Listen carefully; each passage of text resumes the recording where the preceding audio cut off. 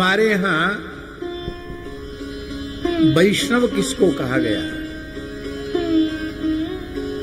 भागवत किसको कहा गया, विशुद्ध भगवत भक्त किसको कहा गया, तो बहुत सुस्पष्ट किया है आचार्यों ने। अकारत्रय संपन्नाः महाभागवताः स्मृताः।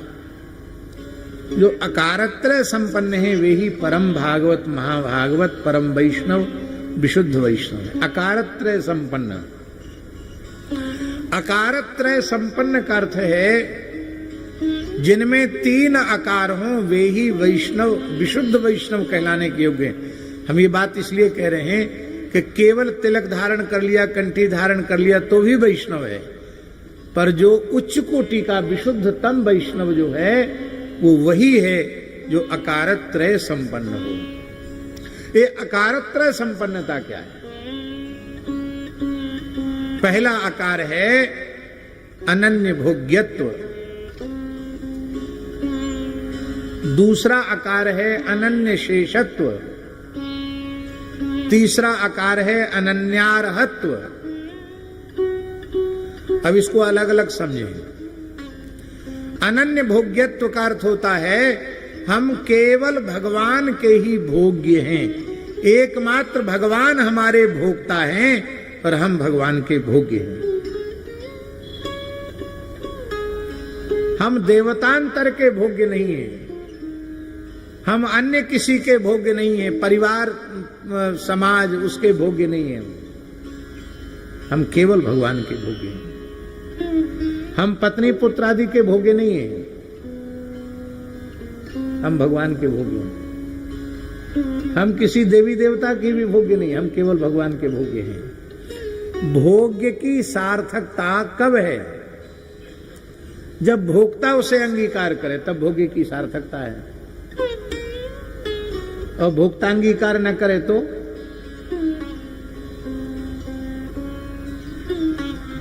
हमारे अग्रज डॉक्टर श्री मनोज मोहन शास्त्री जी ने बड़ी सुंदर रसोई बनाई और हमारे पूज्य आचार्य जी को निमंत्रित किया। ज्ञान वृद्ध वयोवृद्ध बड़े हैं, आपने हम निमंत्रित किया तो ये इन्होंने खाया ही नहीं, एक कण भी नहीं लिया, तो आपके बनाने का श्रम व्यर्थ हुआ कि नहीं हुआ? भोग्य पदार्थ की सार्थकता इसमें है कि भोक्ता इसे अंगीकार करे, और भोक्ता के योग्य भोग्य पदार्थ को बनाने वाला जो है वो कौन है? पाचक, रसोईया। रसोईया अमनिया करके, दाल चावल सब शुद्ध करके, अमनिया करके, और फिर जिन जिन संस्कारों से संस्कृत होने के बाद वो पक्वान्न बनता है, मिष्ठान्न बनता है, भोग्य बन जाता है, तब उसको सामने पधराया जाता है और तब भोक्ता उसको ग्रहण कर लेता है। चाहे जितना बढ़िया चावल हो, सीधी धान लाके धर दो, शेर दो, शेर आचार्य जी के सामने, महाराज बहुत बढ़िया है पाओ, तो पाते बनेगी। और उसी को छिलका उतार करके, कूट करके बढ़िया से सुंदर वेद लक्षणा भारतीय देसी गाय के अधोटा दूध की खीर बना के जो रबड़ी को भी लज्जित कर रही हो, उसमें बढ़िया आड़े हाथ सुंदर कड़काया हुआ ताजा गाय का घी थोड़ा छोड़ दो, थोड़ा शहद छोड़ दो, मिश्री मेवा आपके मन की रुचि है, थोड़ी केसर छोड़ दो, ऐसा बढ़िया सीरी करके ठंडी करके ठाकुर जी को भोग लगाओ, फिर देखो पवाओ। तो ये प्रार्थना नहीं करनी पड़ेगी कि महाराज आशीर्वाद दीजिए। ऐसी खीर जिस साधु ब्राह्मण को पवाओगे उसके रोम रोम से आशीर्वाद अपने आप नक्सेगो। यजमान तेरो भलो हो। तो चाहे जितनी उत्तम वस्तु हो, जब तक संस्कारों से संस्कृत नहीं होती है तब तक वह भोग्य नहीं बनती है। ठीक इसी प्रकार से चाहे जितनी साधन संपत्ति से युक्त जीव हो, जब तक सद्गुरु भगवान उसको अमनिया करके, ठीक ठाक करके और ठाकुर जी के योग्य नहीं बनाते हैं, तब तक वह भगवान का भोग्य नहीं बनता है। और हम स्मरण करें। जब वस्तु भोग्य होती है तब हम क्या कहते हैं? सिद्ध हो गई, ये कहते हैं ना। भात सिद्ध, चावल सिद्ध हो गया, दाल सिद्ध हो गई, खिचड़ी सिद्ध हो गई। सिद्ध हो गई का मतलब अब पाने के योग्य है। और यही बात परीक्षित जी कह रहे हैं, सिद्धोस्मि अनुगृहीतोस्मि भवता करुणात्मना श्रावितो यच्च मे साक्षात् अनादि निधनो हरि। एक दृष्टि से देखा जाए आचार्य जी तो परीक्षित जैसे विनम्र श्रोता के द्वारा गुरु जी के सामने अपने को सिद्ध कहना सर्वथा अनुचित है। चेला सिद्ध हो जाएगा तो क्या गुरु जी के सामने कहेगा कि मैं सिद्ध हो गया? वो तो गुरु जी के सामने सदा दासानुदास बनकर ही जीना चाहेगा। इसलिए सिद्धोस्मि का अर्थ वो नहीं है सिद्धो हम बलवान सुखी गीता वाला, वो मत लगा लेना। यहां सिद्धोस्मि अनुगृहीतोस्मि का अर्थ है कि हे सुखदेव जी महाराज, हे गुरुदेव, पहले तो मैं धान के जैसा था, पर आपने कूट पीट करके, सुंदर धो करके, अमनिया करके, सुंदर अधोटा दूध की खीर बना के युगल सरकार के सामने परोस दिया।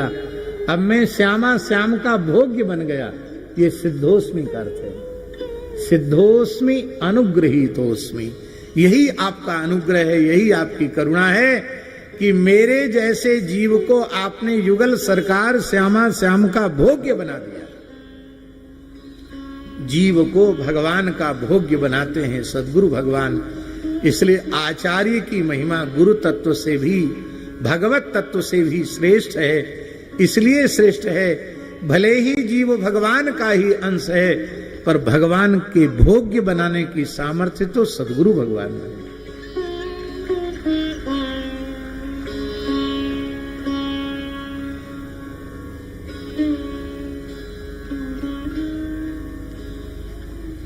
अनन्य शेषत्व।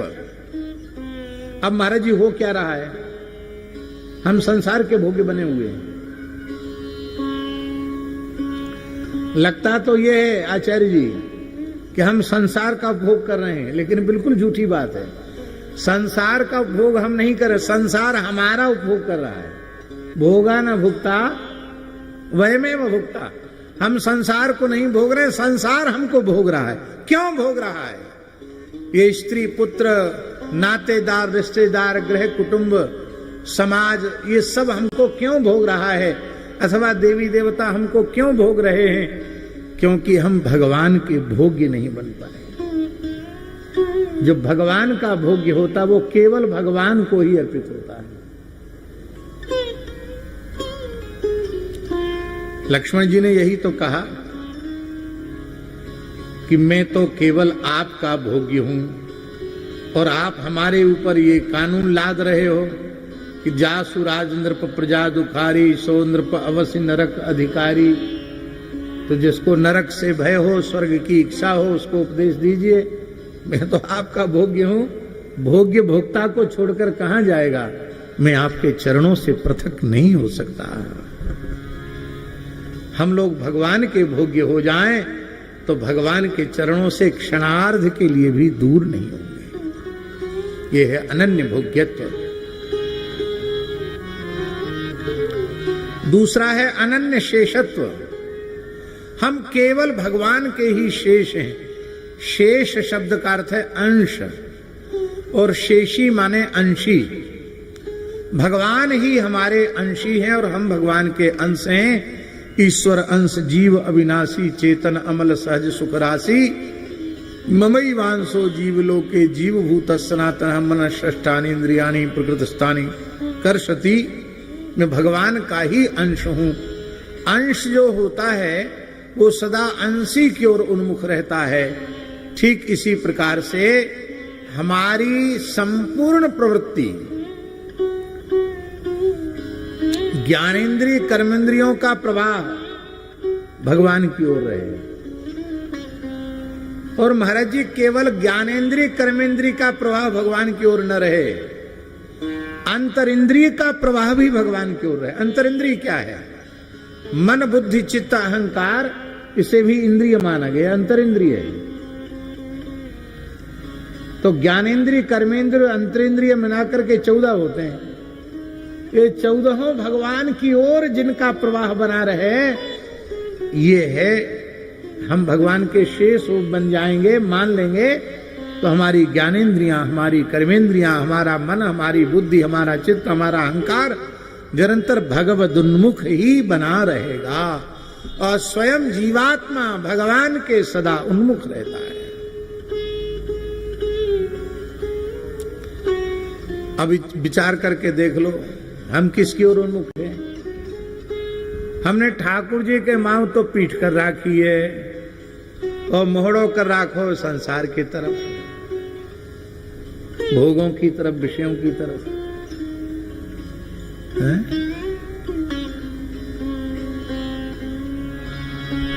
जगत से 36 रहना चाहिए, तो जगत से तो 63 हो गए, और भगवान से 63 रहना चाहिए तो भगवान से 36 हो गए। हम केवल भगवान के शेष हैं। ये समुद्र शेषी है और जल शेष है। तो मानसून के माध्यम से मेघमाला में स्थित जल भी बरसकर नदियों में जाता है और नदियों के माध्यम से फिर समुद्र में जाता है। ऐसे ही हमारी वृत्ति का प्रवाह निरंतर भगवान की ओर बना रहे। ये है अनन्य शेषत्व। ये दूसरा आकार है। तीसरा आकार है अनन्यार्हत्व। अर्ह माने होता है योग्य, और योग्यता का जो भाव है उसको कहेंगे योग्यत्व अथवा अर्हत्व, क्योंकि त्वा और तल प्रत्यय भाव अर्थ में ही होते। तस्य भावस्त्व तलौ, भाव अर्थ में त्वा और तल प्रत्यय होते हैं। तो त्वा प्रत्यय होता तो योग्यत्व बनता है, और तल प्रत्यय होता तो योग्यता बन जाती है। योग्यता योग्यत्व एक ही बात है।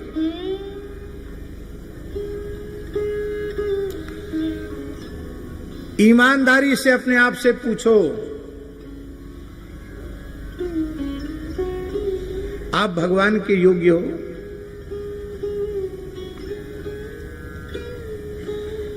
अनन्यार्हत भगवान ही हमारे योग्य हैं। हम केवल भगवान के ही योग्य हैं और केवल भगवान ही हमारे योग्य हैं। ये भाव कहां दृढ़ हो पाता है?